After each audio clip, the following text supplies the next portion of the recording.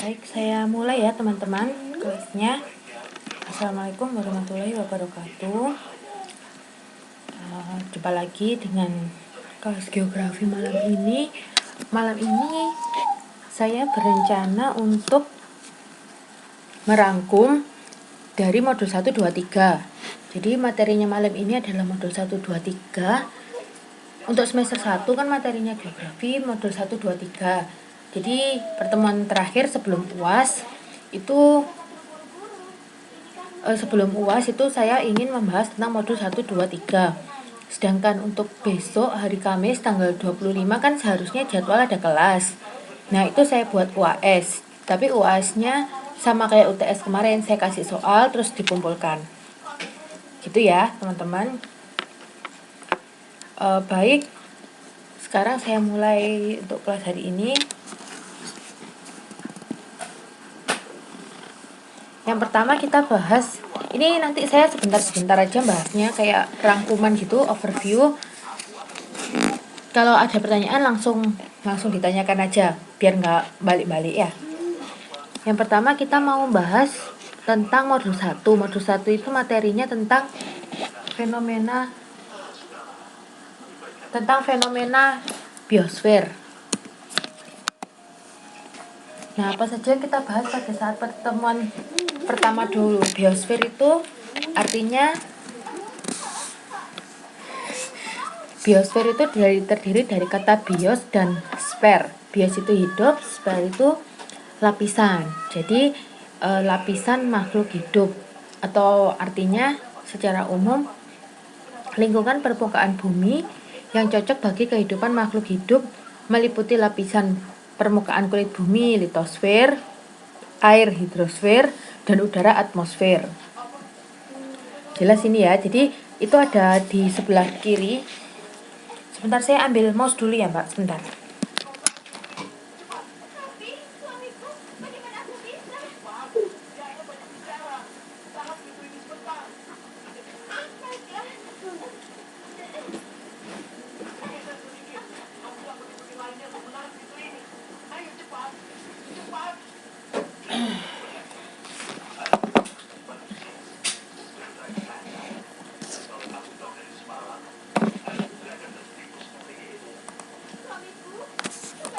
Jadi di sini ada lingkaran ini. Jadi biosfer itu meliputi litosfer atau kulit bumi, biosfer, hidrosfer air, dan atmosfer udara. Sinetron apa Mbak? Nah, ini kalau dicontoh di buku seperti ini ya contohnya ya. Nah, kalau di dunia umum, di dunia nyata itu di sini oh, sorry. Dikecilin, kedengaran suaranya masuk. Iya, si kecil lagi nonton film. Belum tidur. Maaf. Nah, kalau di dunia nyata itu di sini ada tumbuhan, ada manusia, ada hewan, dan semuanya itu di lingkungan permukaan bumi itu cocok untuk kehidupan makhluk hidup. Seperti itu. Itu pengertian dari biosfer. Selanjutnya, nah karena kita bicara biosfer, kita kan bicara makhluk hidup. Pertama, faktor yang mempengaruhi persebaran makhluk hidup. Jadi makhluk hidup itu kan tidak tinggal di satu tempat, tapi kan dia menyebar. Nah, faktor itu apa saja yang menyebabkan persebarannya? Ini faktor persebaran makhluk hidup ada faktor iklim, faktor tanah, faktor fisiografi, faktor biotik. Nah, ini ada di buku, semuanya ada di buku. Nah, sedangkan tambahannya, mengapa kok mereka itu menyebar? Mereka itu menyebar karena tekanan populasi. Jadi di suatu daerah itu mungkin sudah penuh, sehingga dia untuk mencari makannya susah. Dia pindah ke tempat lain. Terus yang kedua, tentang perubahan habitat. Oke. Nah, kita fokus ke persebaran flora dan fauna di muka bumi. Persebaran flora dan fauna di muka bumi itu pembahasannya kita bagi menjadi dua. Yang pertama ini kita bahas mengenai floranya, yang kedua kita membahas mengenai faunanya. Oke, kita fokus ke flora dulu. Mungkin ini bisa dijadikan untuk diagram untuk hafalan biar lebih mudah, kan banyak materinya. Kalau dirangkum hanya satu lembar ini. Nah, secara horizontal, persebaran flora itu ada habitat padang rumput, habitat gurun, habitat tundra, habitat hutan basah, habitat hutan kering, habitat hutan gugur, habitat taiga. Secara horizontal. Nah, secara vertikal, secara naik ke atas, itu ada dataran rendah, ada hutan kaki gunung, hutan lumut, hutan gunung tinggi. Nah, itu urut dari bawah ke atas. Sedangkan di perairan kita tahu ada perairan air tawar dan perairan air laut. Nah, ini saya buatkan rangkuman ya. Yang pertama, untuk horizontal itu kan satu ada habitat padang rumput, ada habitat gurun, ada habitat hutan basah, ada habitat hutan gugur, dan ada habitat taiga. Nah, masing-masing ini punya ciri-ciri sendiri. Yang paling banyak ini adalah habitat padang rumput. Di mana habitat padang rumput itu ada tundra, ada prairie, ada stepa, ada sabana. Oke.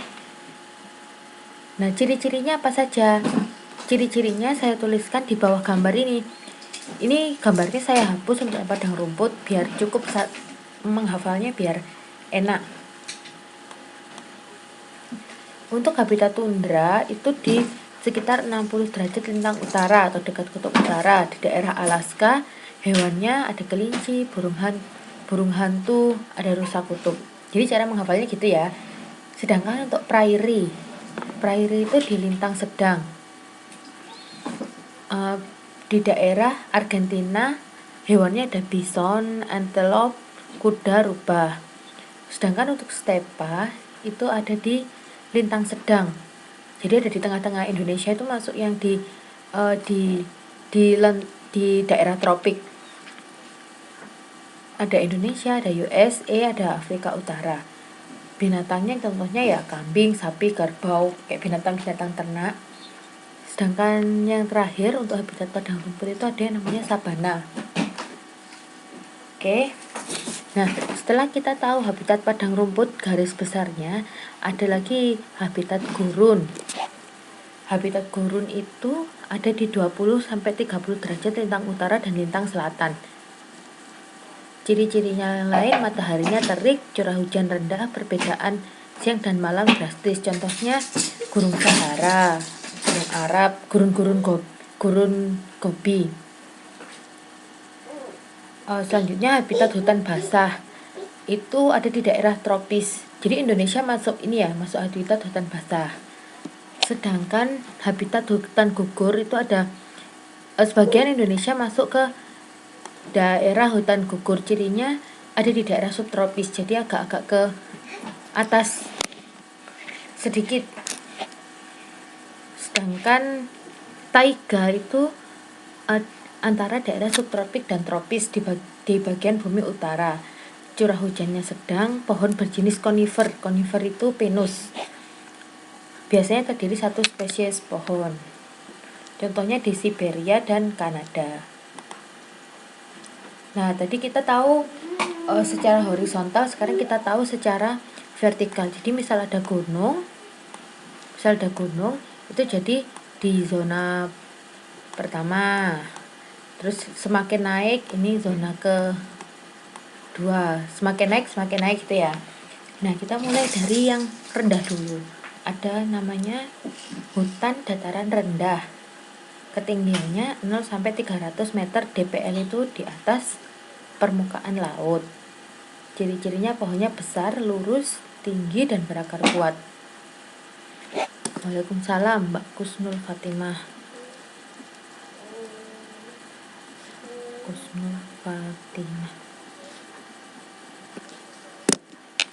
Yang kedua, hutan kaki gunung.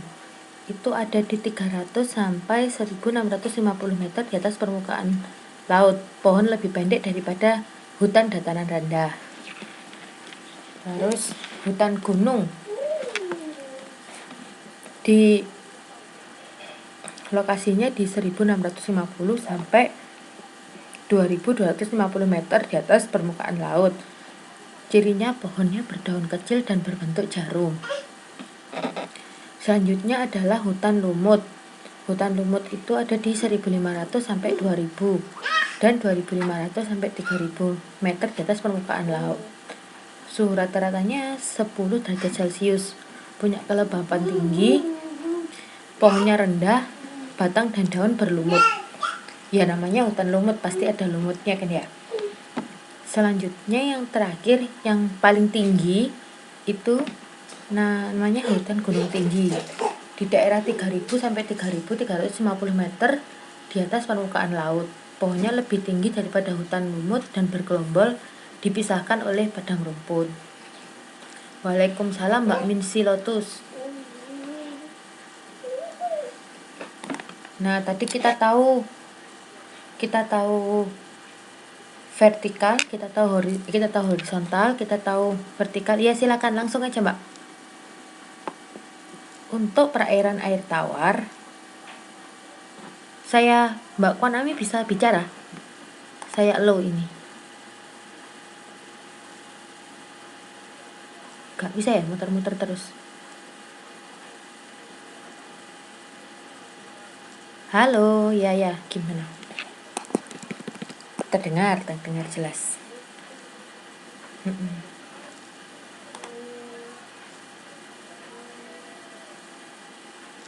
Gunung tinggi.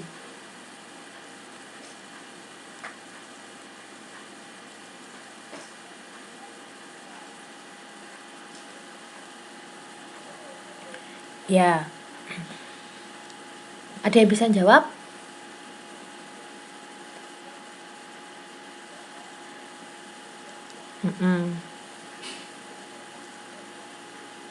Ya. Oke. Sudah? Ada yang bisa jawab? Siapa? Saya putus ya Mbak Puan Ami. Yaitu katanya Mbak Santi ya kan semakin atas semakin dingin. Ada yang menambahkan? Nanti saya tinggal nyimpulkan aja. Ada lagi yang lain? Jawabannya?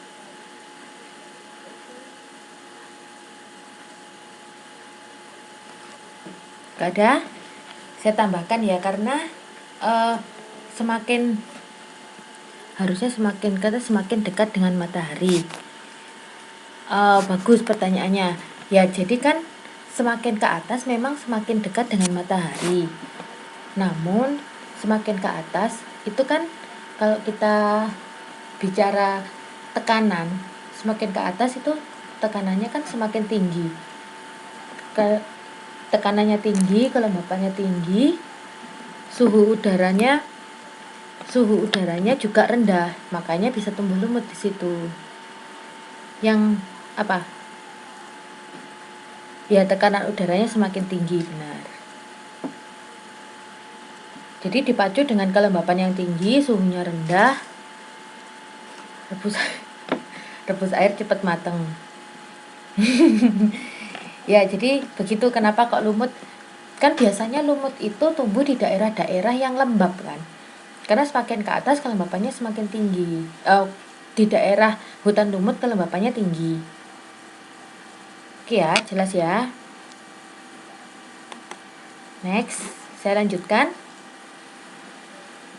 Perairan tawar. Jadi air tawar. Nah, ciri-cirinya flora perairan air tawar itu airnya tidak berarus, contohnya air danau dan air kolam. Jadi untuk yang di sini kita tidak membahas sungai ya, kita nggak membahas sungai. Kita bahasnya yang airnya tidak berarus. Nah, apa saja pembagiannya? Yang pertama itu zona daerah limnetik atau perairan terbuka.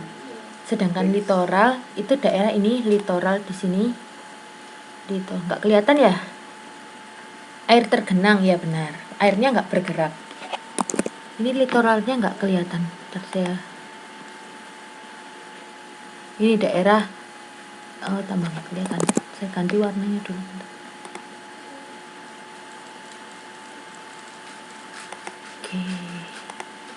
Oke, ini daerah litoral. Nah, sedangkan profundal itu lokasi yang ada di dalam decomposer. Jadi di daerah bentik, sebenarnya daerah profundal dan daerah bentik itu mirip-mirip. Jadi ada buku yang dibedakan, ada buku yang jadi satu langsung daerah bentik. Tapi yang jelas daerah profundal dan daerah bentik itu tidak terkena sinar matahari. Kelihatan, Mbak? Oke. Jadi kalau daerah limnetik itu daerahnya masih terkena sinar matahari di dalam air, tapi terkena sinar matahari. Namun kalau profundal dan bentik itu tidak ada sinar mataharinya, sudah tidak tertembus. Makanya ada decomposer. Ada yang tahu? Halo. Hilang suaranya? Halo.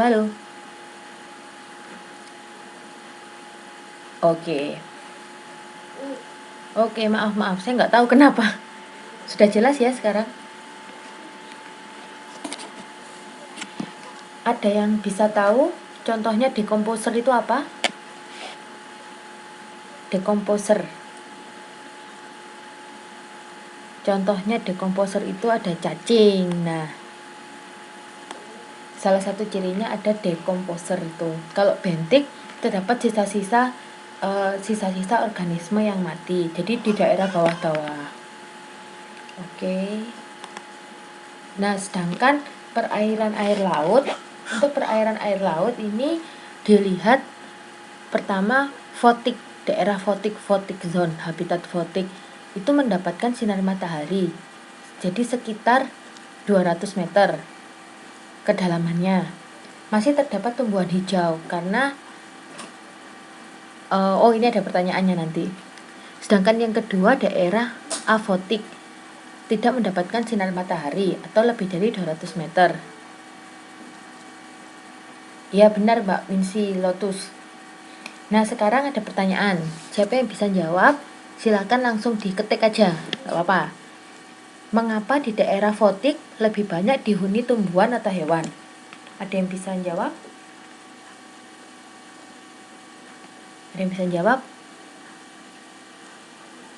Karena terkena sinar matahari. Kalau terkena sinar matahari berarti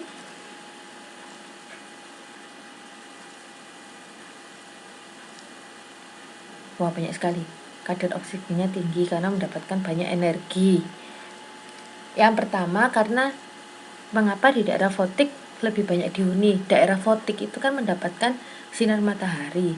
Nah, sinar matahari itu digunakan untuk proses fotosintesis sehingga tumbuhan hijau masih tumbuh. Sedangkan di daerah afotik itu tidak mendapatkan sinar matahari. Jadi tumbuhan hijaunya tidak bisa berfotosintesis. Oke. Jelas ya? Nah, selanjutnya kita membahas tentang fauna. Saya rangkum jadi pertama, ini kurang jelas ini. Pertama, sebelum fauna, kalau di buku itu dibagi berdasarkan regionnya. Persebaran fauna dibagi berdasarkan regionnya. Nah, sebelum ke regionnya ini saya jelaskan kalau fauna itu ada dua, yang namanya avertebrata atau tidak bertulang belakang dan vertebrata bertulang belakang. Nah, untuk avertebrata ada banyak, ada 8, sedangkan vertebrata jenisnya ada 5. Ini sekilas saja. Nah, kita langsung menuju ke materinya.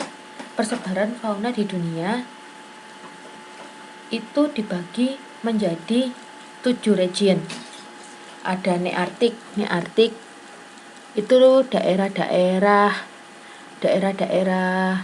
United States, Kanada gitu. Terus region Neotropik di sini, region Australia di daerah Australia, region Oriental Nomor 4 oriental itu yang ini ada daerahnya, kelihatan ya daerahnya ya. Ini batasnya, titik-titiknya nih. Ini nomor 4. Region Palearktik itu di daerah Rusia. Ya nggak apa-apa Mbak Rizal ya. 16. Dan yang 6 Ethiopian. Ini kita bahas rangkuman Mbak. Jadi diperhatikan slide-nya aja. Region Ethiopian itu daerah Afrika. Sedangkan yang terakhir ini nomor 7, nomor 7-nya nyelempit, itu daerah Selandia Baru. Oke, ini rangkumannya saya buatkan satu halaman. Yang pertama, daerah Palearktik itu meliputi daerah Eropa, Rusia, Jepang, Mediteran, Afrika Utara. Contohnya rusa kutub, penguin, panda. Sedangkan Nearktik ada di Amerika Utara dan Greenland. Contohnya kura-kura dan ular. Neotropik di daerah Amerika Selatan, Amerika Tengah, Meksiko, Hindia Barat. Contohnya piranha, tapir, monyet. Untuk daerah Ethiopian, contohnya daerah Afrika Selatan dan ujung Arab Saudi. Oriental termasuk Indonesia bagian barat. Jadi Indonesia ini unik gitu, dia ada yang ikut oriental, ada yang ikut Australia. Nanti ada pembahasannya di bab 2. Sedangkan yang terakhir itu adalah Selandia Baru. Itu contoh hewannya kiwi. Jelas ya ini rangkumannya, tinggal dihafalkan aja. Nah, itu tadi untuk modul 1. Sedangkan untuk modul yang kedua, kita membahas mengenai flora dan fauna di Indonesia. Kalau kita tadi bahas di dunia, sekarang kita mengerucut membahas di Indonesia. Kira-kira dari modul 1 ada yang mau didiskusikan? Teman-teman, halo? Ada yang mau didiskusikan? Tidak, Oke, jelas ya, semoga jelas. Oke, saya lanjutkan modul 2 mengenai flora dan fauna di Indonesia. Pertama, pembagian flora di Indonesia berdasarkan wilayah. Jadi tadi kan kalau di dunia, Indonesia itu masuk daerah oriental dan daerah Australia. Ini ada pertanyaan dari Mbak Kwan Ami. Bu, apa antar negara bisa saling bertukar flora dan fauna? Kalau menurut saya, mungkin nanti kalau teman-teman ada pendapat lain silahkan disampaikan, nggak apa-apa. Kita diskusi aja ya. Kalau menurut saya bisa. Contohnya aja, misal ada burung gitu ya di suatu daerah. Misal di daerah A, di negara A. Ya, lebih tepatnya mungkin menyebar ya. Kalau bertukar itu kan kayaknya tinggal di situ. Biasanya mereka karena suatu sebab aja. Kan flora itu cocok di daerah tertentu karena dia mungkin nyaman karena kondisinya, makanannya di sana ada. Kayak misal penguin kan cocok hidup di kutub, tapi kan penguin nggak bisa hidup di kayak di Indonesia gitu kan. Mungkin dia tiba-tiba pingin main gitu ke Indonesia, bisa aja. Misalnya burung, dia terbang ke daerah A, dan nanti kalau di daerah A itu dia sudah tercapai tujuannya, biasanya mereka akan balik lagi. Atau kemungkinan kedua ada seperti kayak dia tinggal di situ terus dia beranak pinak di situ, itu juga mungkin saja terjadi. Kan kayak kanguru tuh misalnya hidupnya di Australia. Nah, kalau negara itu apa bisa tukeran? Nah, kalau lain negara udaranya cocok itu gimana maksudnya, Mbak?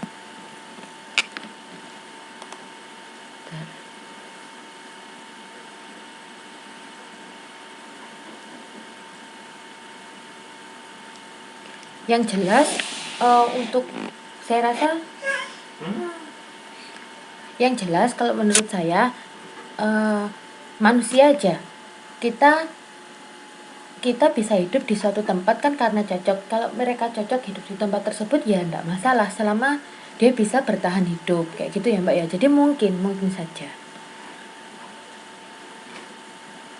Ya, bertukar Mbak Santi. Mungkin lebih tepatnya dia menyebar, berpindah. Kalau bertukar kan berarti ada sesuatu yang ke sana, ada sesuatu yang ke sini. Gitu kan. Mungkin lebih tepatnya berpindah. Oke, jelas Mbak Puan Ami? Kayak BM udah tahu. Oke. Kembali ke presentasi ya.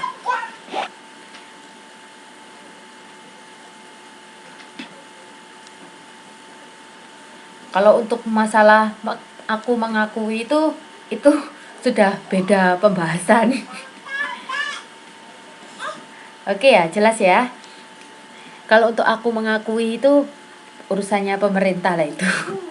Ya, tapi yang jelas kalau selama hewan itu bisa hidup di situ, dia bisa makmur hidup di situ, bisa bertahan hidup di situ, ya bisa saja enggak masalah gitu ya. Contohnya aja di Taipei Zoo itu kan ada penguin kan di sini. Nah, dia harus membuatkan sistem yang cocok untuk penguin itu hidup di sini. Kan nggak mungkin penguinnya dilepaskan begitu saja gitu kan. Contohnya kayak gitu. Oke, kembali ya. Nah, sekarang kita membahas masalah pembagian flora di Indonesia berdasarkan wilayah. Jadi, untuk pembagian wilayah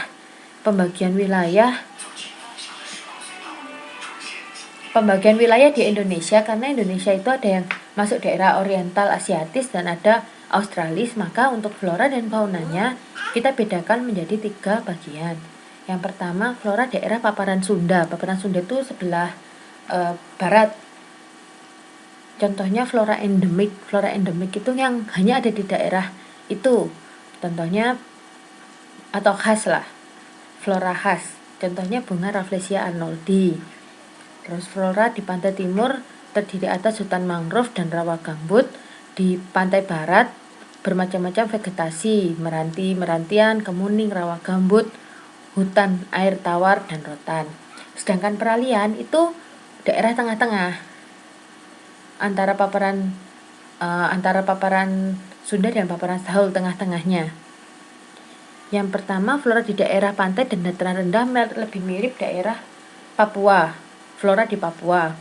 Flora di daerah pegunungan mirip dengan flora Kalimantan. Contohnya flora endemiknya contohnya cendana.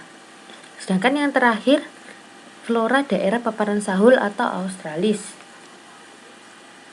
Contohnya pohon sagu, pohon nipah, dan mangrove.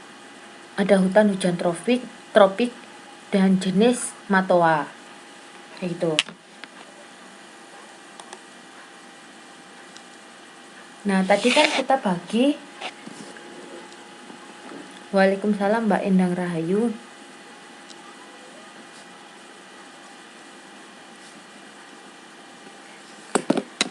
Tadi adalah pembagian flora di Indonesia berdasarkan wilayah ya. Jadi ada paparan Sunda, paparan Sahul, dan paparan peralihan. Nah, sekarang pembagian flora di Indonesia berdasarkan lingkungan geografisnya, berdasarkan lingkungannya. Ini sebenarnya pembahasannya mirip dengan flora di depan tadi yang di modul 1. Jadi saya cepet aja ya ini ya. Pertama, hutan mangrove. Hutan mangrove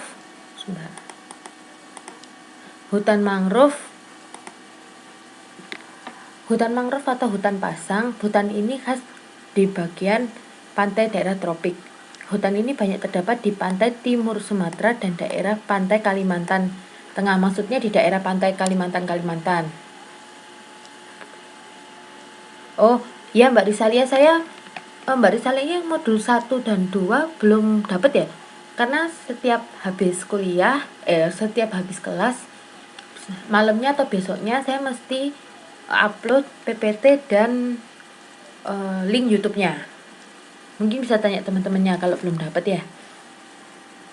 Kalau nggak gitu dicari aja di grup, nanti ada postingan saya di situ bisa dilihat.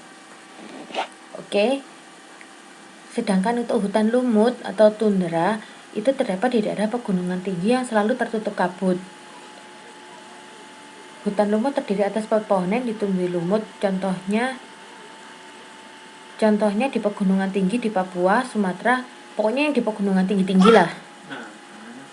Yang ketiga adalah hutan rawa. Hutan rawa air tawar tidak menghasilkan kayu yang baik, tetapi tanahnya dimanfaatkan sebagai tanah pertanian.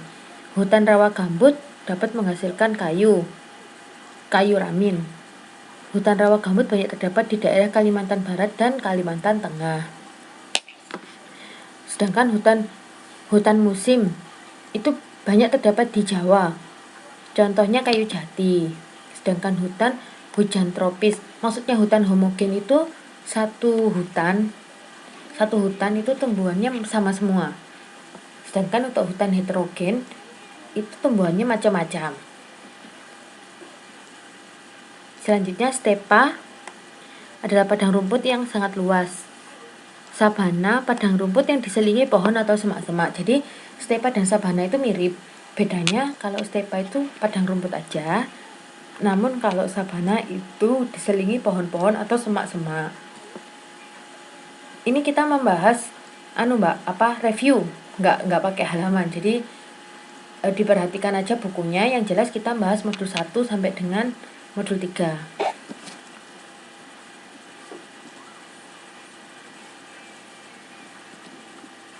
Oke. Nah, tadi secara horizontal ya tadi. Sekarang pembagian lingkungan geografis secara vertikal. Secara vertikal atau naik ke atas. Dari bawah dulu ya. Daerah bawah itu daerah panas. Atau biasanya sih kita nyebutnya daerah dataran rendah. Yang tumbuh di situ apa aja? Ada padi, ada tebu. Mungkin kalau di tempat saya itu ada jagung kayak gitu.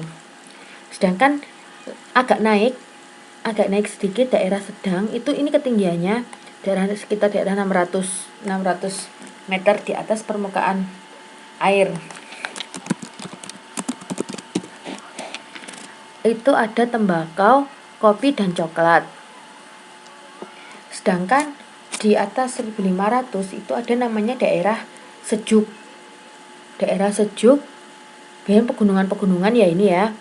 Itu ada kopi, teh, kina, sayuran. Nah, sedangkan di daerah dingin itu hampir tidak ada tanaman budaya. Maksudnya tidak ada tanaman yang umum gitu. Biasanya hanya lumut-lumutan aja. Oke, ini jelas saya rasa ya. Untuk vertikal ini gampang materinya. Nah, tadi kita sudah membahas mengenai persebaran flora di Indonesia. Sekarang kita membahas mengenai persebaran fauna di Indonesia. Tadi kan di Indonesia dibagi menjadi 3. Yang pertama itu paparan Sunda, terus yang kedua itu zona peralihan, dan yang ketiga itu paparan Sahul. Sama.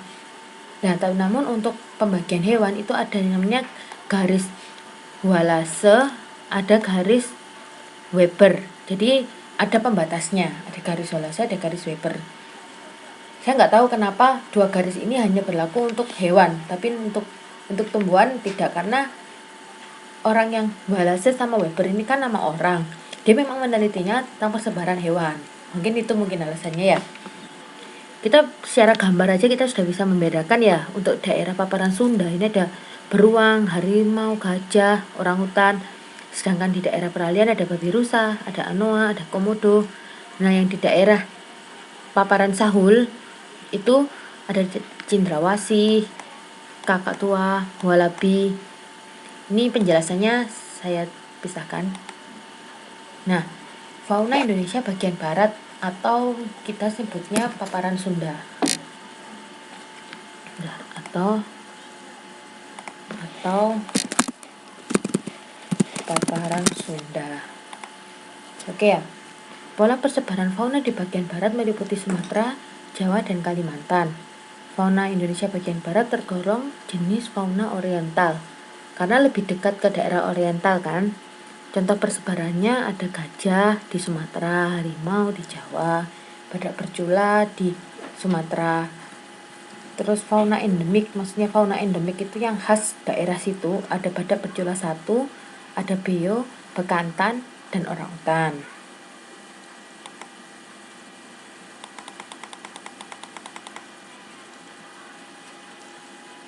Oh, bentar, masih loading.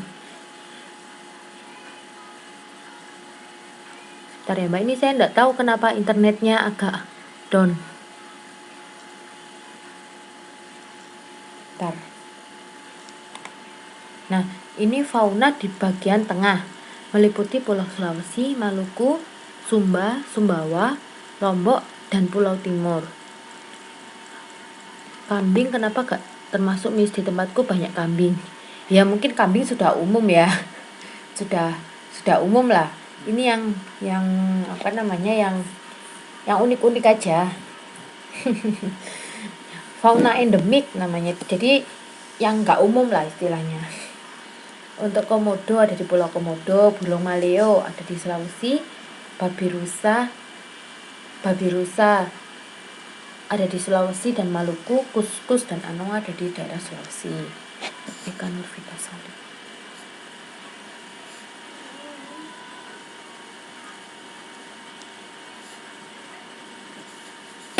Oke.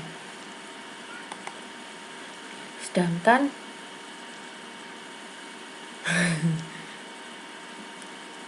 fauna Indonesia membahas mengenai rangkuman, Mbak. Ini terlambat ya tadi, Mbak Lala Wiwi tadi. Iya. Sudah absen belum? Mbak Lala Wiwi sudah absen belum?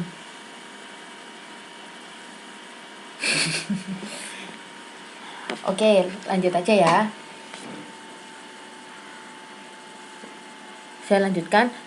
Untuk fauna bagian timur, ada daerah Indonesia bagian timur, dan fauna daerah bagian tengah dibatasi oleh garis Weber dan Wallace. Itu tadi ya, jadi dia di tengah-tengah garis. Fauna di daerah Indonesia fauna di daerah timur adalah yang terletak di sebelah timur garis Weber. Di daerah Indonesia Timur tergolong jenis Australian. Jenis faunanya ada tikus berkatung, burung cendrawasih, burung kasuari, burung kakak tua, dan kanguru pohon. Nah, ini faktor yang menyebabkan kerusakan flora dan fauna. Kita kan pernah diskusi juga kan pada saat membahas ini. Saya simpulkan aja, untuk fisik itu contohnya ada kebakaran, angin, bencana, gunung meletus, gempa bumi, tanah longsor. Contohnya aja kalau misal ada kebakaran hutan gitu kan, hutannya mungkin bisa langsung di search di Google aja ya, misal tikus berkatung itu apa, ya sejenis hewan yang jelas itu. Cuman saya bentuk fisiknya juga nggak seberapa paham. Ini contohnya fisik kebakaran. Kalau kebakaran hutan itu kan otomatis flora dan faunanya juga ikut mati kan kalau terbakar. Yang kedua, faktor biologis. 004 namanya siapa, Mbak Awin?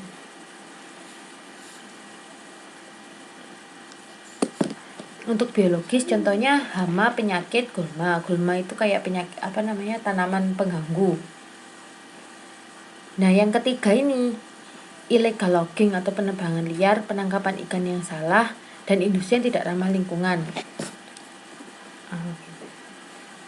Kita lihat di sini gambarnya kan industrinya ada mengeluarkan asap-asap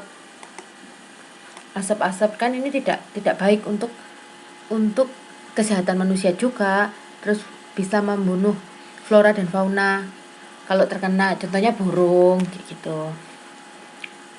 Oke. Nah, itu tadi modul 2. Ini singkat sekali ya kalau untuk rangkuman ini. Ada yang ditanyakan atau mau yang didiskusikan untuk modul 2, teman-teman?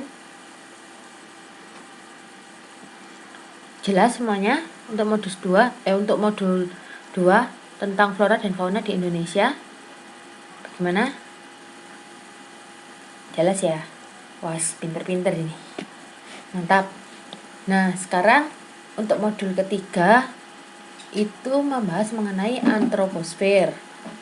Mungkin teman-teman banyak yang hadir juga kan pada saat antroposfer, kan kalau nggak salah lebih banyak dari hari ini ya hadirnya. Ntar kasih soal nggak bisa. Ya bisa dong. pengertian antroposfer, sumber daya SDM seluruh kemampuan atau potensi penduduk yang berada dalam suatu wilayah tertentu beserta karakteristik atau ciri demografis, sosial maupun ekonominya yang dapat dimanfaatkan untuk keperluan pembangunan. Intinya, itu membahas sumber daya alam berarti membahas tentang penduduk dengan segala kemampuannya. Pokoknya membahas mengenai orang.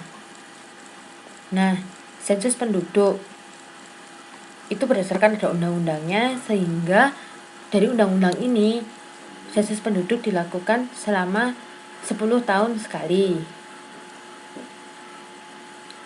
Nah, ini cepet aja. Nah, ini yang penting, cara menghitung pertumbuhan penduduk.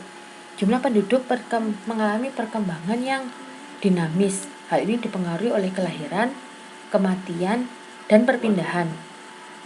Faktor kelahiran dan penduduk yang datang akan menambah jumlah, sedangkan kematian dan penduduk yang keluar akan mengurangi jumlah penduduk. Rumusnya, P itu pertambahan penduduk, lahir dikurangi mati, ditambah imigrasi itu masuk, exit ya, emigrasi keluar. Nah, yang kan tadi ada faktor kelahiran, kematian, dan perpindahan. Ini tuh kita singkat dengan perpindahan. Perpindahan ada keluar ada masuk. Kita bahas satu-satu ya. Mulai dari tingkat kelahiran. Ini bisa ada rumusnya. Angka kelahiran di negara berkembang disebut rendah, sedang, tinggi, itu ada syaratnya. Nah, sedangkan untuk di negara berkembang CBR kurang dari 30 per 100 penduduk itu rendah. Untuk sedangnya 30-40, dan untuk tingginya lebih dari 40.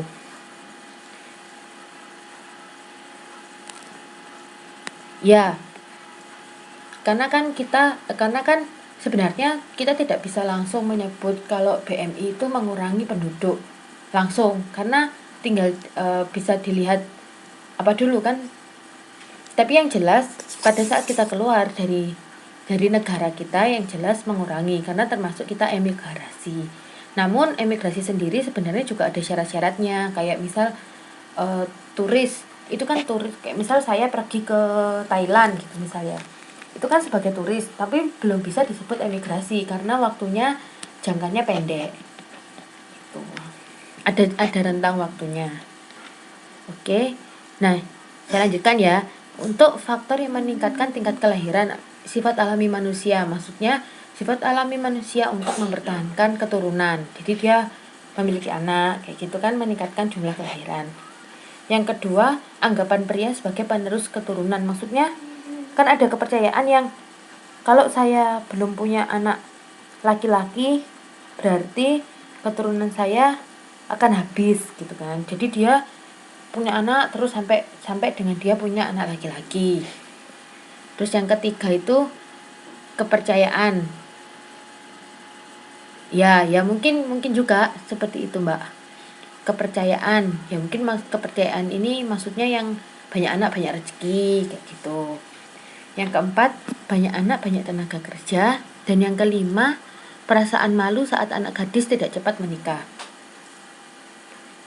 Terus yang faktor melambatkan tingkat kelahiran, yang pertama anjuran program KB, yang kedua alasan ekonomi, yang ketiga pembatasan tunjangan PNS, penundaan usia menikah karena kerja, sekolah, dan lain-lain.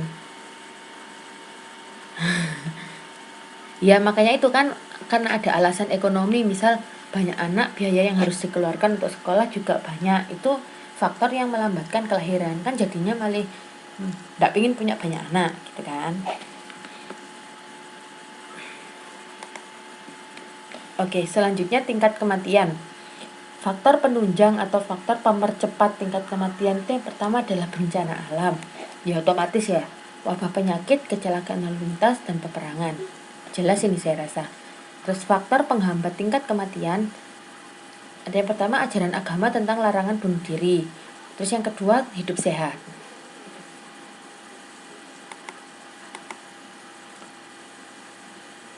Migrasi. Nah, maksudnya migrasi itu perpindahan penduduk.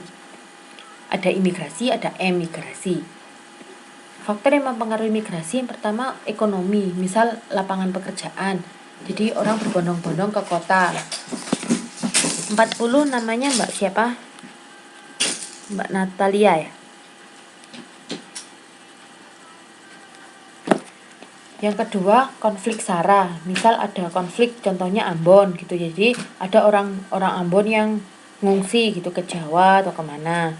Terus sosial budaya contohnya pernikahan, pekerjaan, pendidikan, alam karena ada bencana, jadi misal kotanya rusak gitu sehingga dia harus pindah ke tempat lain. Terus yang kelima daya tarik kota, misal kayak sarana prasarana, pusat pemerintahan.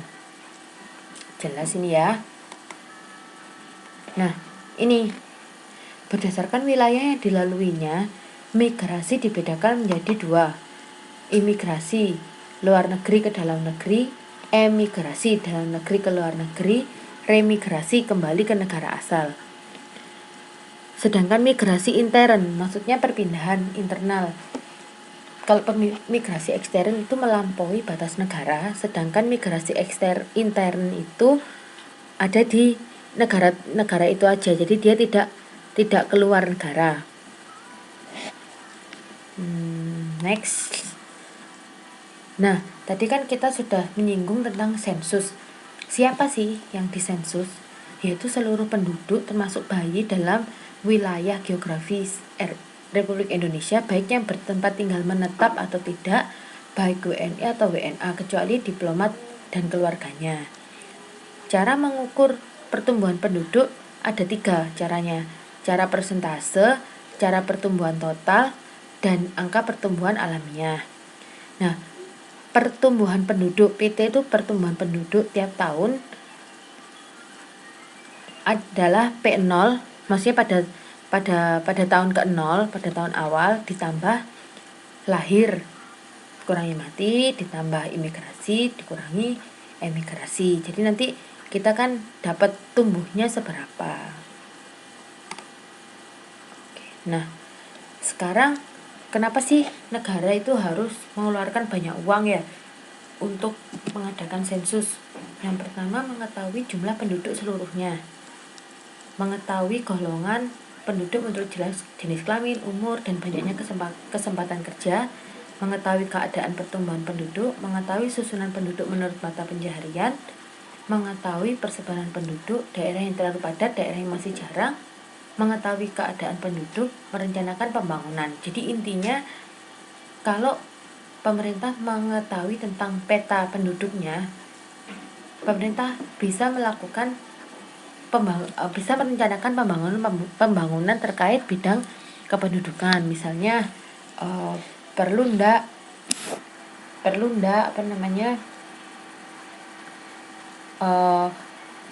contohnya kesempatan kerjanya ini bagaimana, apakah perlu ditambah dengan perbandingannya jumlah penduduknya.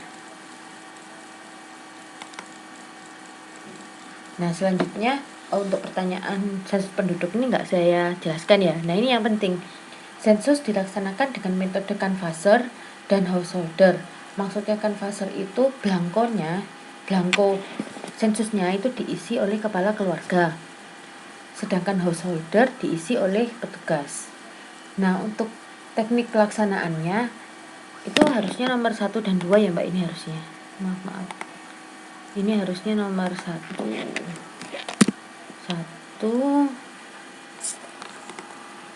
nomor 2. Oke. Secara de facto tempat tinggal saat sensus. Jadi misalnya saya kuliah di Surabaya, pada saat sensus saya dihitung de facto fakta, secara fakta saya berarti dihitung di Surabaya. Nah kalau de jure berarti meskipun saya di Surabaya, saya tetap dihitung di Blitar, kayak gitu ya. Karena Blitar adalah tempat tinggal tetap saya. Nah, setelah tahu bagaimana cara melaksanakan sensus, nanti hasilnya itu salah satunya adalah tentang piramida penduduk. Nah, piramida penduduk itu ada 3. Yang pertama itu rapid atau pertumbuhan penduduk cepat biasanya ada di negara, untuk yang pertama ini biasanya ada di negara-negara yang berkembang. Jadi anak kecilnya banyak karena tingkat kelahirannya banyak. Nah, sedangkan untuk slow dan no itu biasanya di negara maju.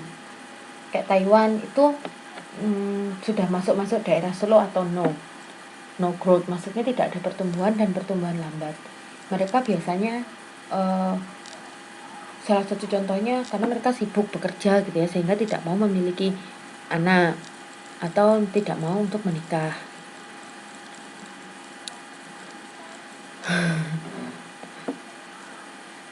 Bukan gitu Mbak, maksudnya karena mungkin dia masalah di situ ada banyak, nggak tahu faktornya kenapa kok banyak anak kecil, tapi yang jelas salah satu ciri-ciri negara berkembang itu piramida penduduknya itu piramida penduduk rapid, di mana rapid itu mengerucut usia anak kecilnya itu lebih banyak daripada usia yang tua. Nah, apakah yang disebut dengan kuantitas? Kuantitas sendiri itu pengertiannya adalah jumlah. Berarti secara jumlah bisa dihitung berarti.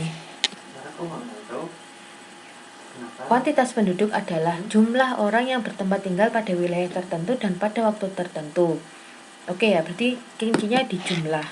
Untuk menghitung dibutuhkan untuk mengetahui jumlah penduduk ada 3 metode. Yang pertama sensus penduduk, terus ada registrasi atau pencatatan, dan survei. Sedangkan kegiatan sensus dilaksanakan oleh Badan Pusat Statistik. Next ya.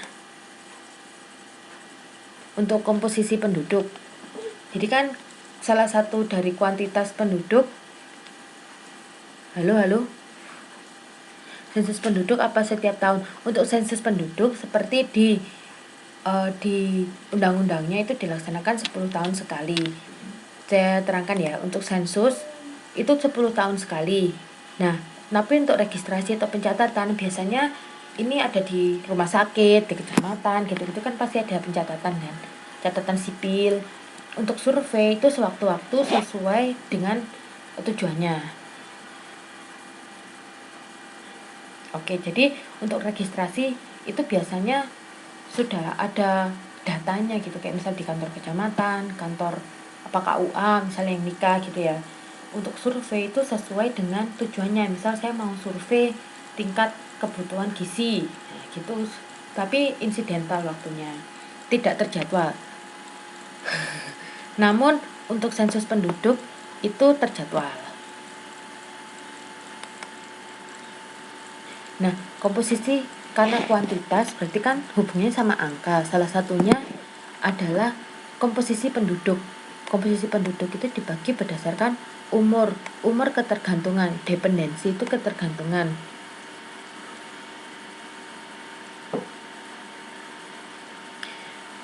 Saya kurang tahu kalau di bidang desa itu seperti apa prosedurnya, tapi yang jelas mereka kan pasti mendaftarkan akte anak. Nah, pada saat akte anak itu biasanya kan terdata juga.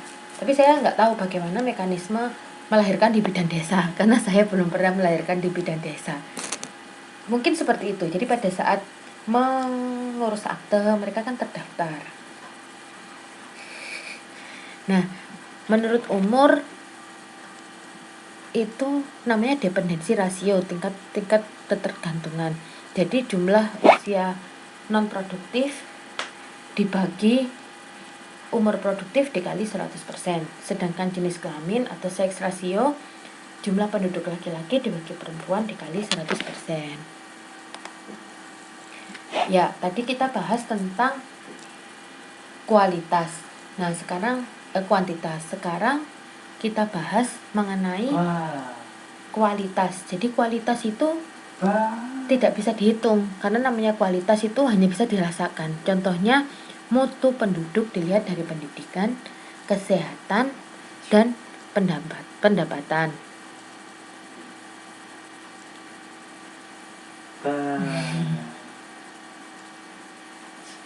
Pertama, pendidikan yang baik akan meningkatkan kualitas sumber daya manusia.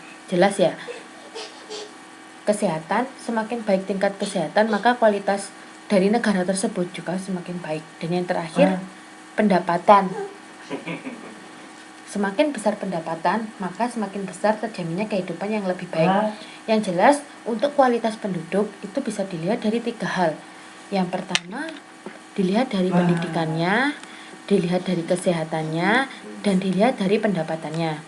Kalau pendidikan baik, kesehatan baik, pendapatan baik, maka bisa dikatakan penduduk tersebut memiliki kualitas yang baik. Demikian juga sebaliknya. Nah, karena ada ledakan penduduk, maksudnya penduduk dalam jumlah yang banyak, secara cepat dan tiba-tiba serta tidak terkendali, pasti ada dampaknya. Faktor terjadinya ledakan penduduk, yang pertama jumlah penduduknya besar, pertumbuhan penduduknya cepat, penyebaran penduduk yang tidak merata, banyak yang menikah di usia dini, program KB tidak terlaksana dengan baik, dan menurunnya angka kematian, baik itu perkembangan medis atau bidang kesehatan.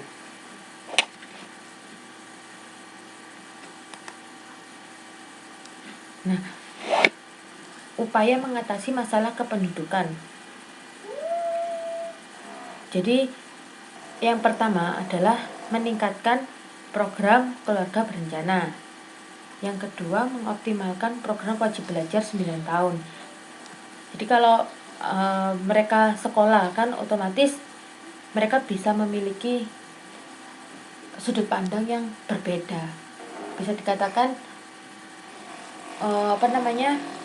untuk masalah mereka pasti berpikir lebih jauh. Kalau misal ada ledakan penduduk, dengan kita meningkatkan kualitas pendidikannya, harapannya kita bisa mengatasi masalah kependudukan di Indonesia.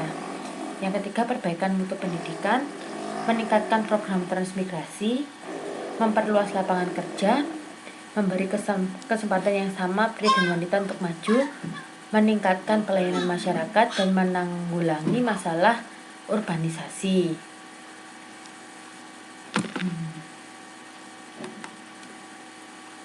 Oh, ini ternyata slide yang terakhir. Ada yang mau didiskusikan teman-teman? Ini karena kita cuma review aja, jadi ya cepat aja. Cuman 1 jam ya ini. Ini ada yang didiskusikan?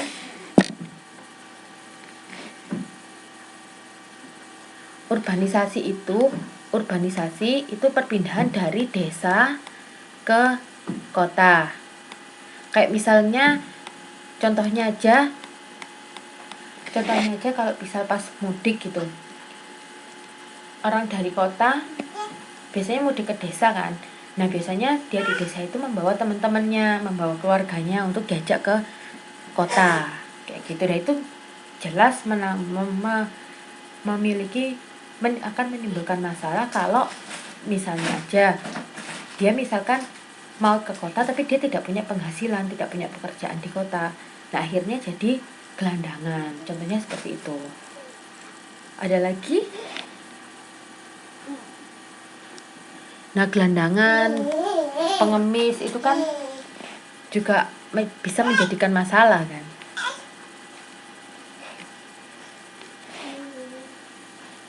Ada lagi teman-teman? Jadi untuk semester 1 ini kita pembahasannya modul 1, modul 2, modul 3. Sedangkan untuk semester 2 nanti kita ada modul 4 sumber daya alam, modul 5 lingkungan hidup dan pembangunan berkelanjutan, dan modul 6 usaha pelestarian lingkungan. Ini untuk geografi saya kira materinya tidak begitu susah untuk teman-teman. Nah, ini saya mau menjelaskan. Jadi untuk saya nilai-nilainya apa aja? Yang pertama nilainya dari tugas. Teman-teman kemarin ada yang belum mengumpulkan tugas. Untuk tugas saya tunggu sampai tanggal 29. Karena tanggal 30 itu terakhir saya harus menyerahkan nilai. Mohon maaf, untuk tugas dan UTS saya tunggu sampai dengan tanggal 29 mengumpulkannya.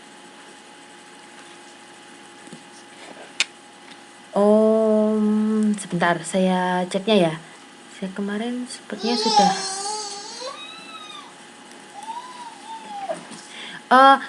saya ada mencet, saya lupa, saya chatting di Facebook.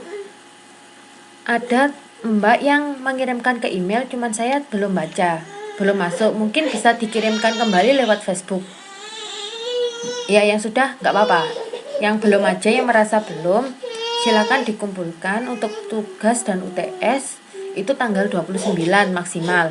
Karena saya malamnya kan harus menyusun nilai. Nah, sedangkan untuk UAS, jadi untuk UAS mau diperhatikan teman-teman, sehabis kelas ini saya akan besok kan, ya nggak apa-apa, sama papanya lagi mainan. Jadi besok kan jadwalnya kelas online untuk geografi. Nah, jadwal untuk kelas online besok akan saya isi dengan UAS. Namun UAS-nya tidak saya tunggui. Jadi gini, habis kelas ini saya akan mengupload di Facebook, akan saya upload tentang soal UAS. Nah, soal UAS ini silahkan teman-teman kerjakan dan dikumpulkan. Kan kita kelas kan habisnya pukul 10.30 besok malam. Jadi untuk mengisi kelas yang kosong, terserah mau teman-teman kerjakan pagi, mau teman-teman kerjakan siang. Harapannya saya memberi waktu lebih panjang.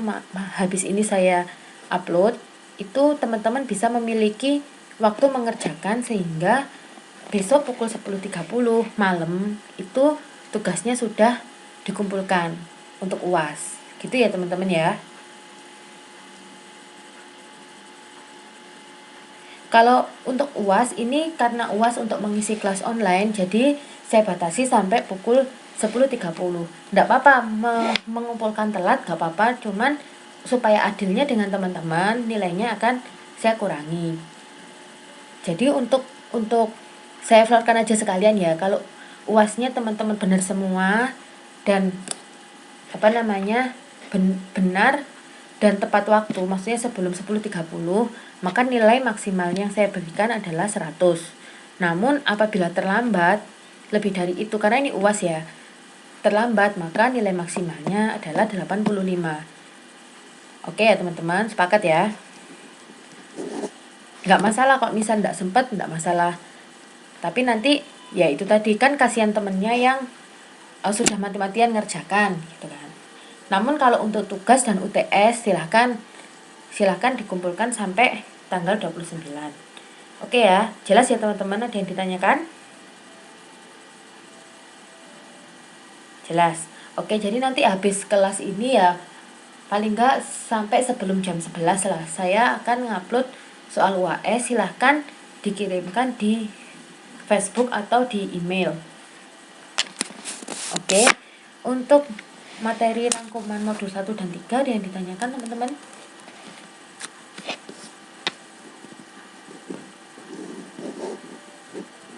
Kalau sudah tidak ada, akan saya akhiri kelasnya dan saya akan upload soal UAS. Silakan bagi teman-teman yang mau mengumpulkan malam ini juga tidak masalah, lewat Facebook atau email. Oke, bisa saya akhiri kelasnya.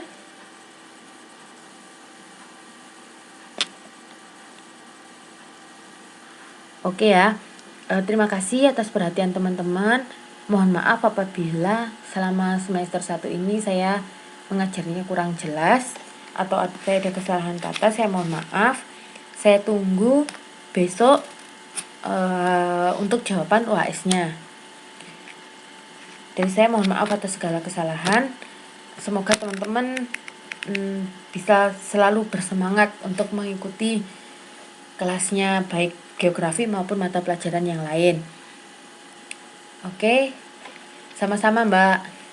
Oke ya, saya akhiri kelasnya. Bila taufiq wal hidayah. Wassalamualaikum warahmatullahi wabarakatuh.